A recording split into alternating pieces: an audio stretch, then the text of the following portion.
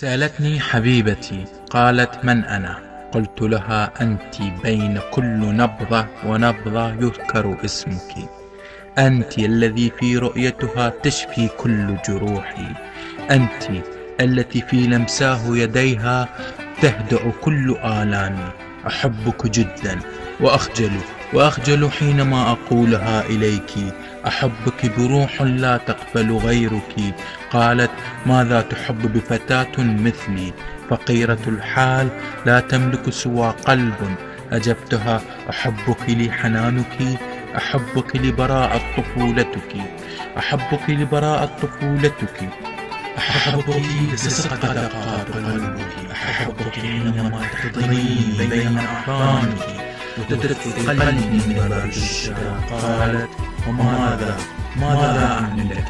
قلت لها: أنت الوردة الذي بها عطر روحي. كم أتمنى أن أكون لك كون تكون فيه كل غرور العالم مقطرة بقطر إحساسي.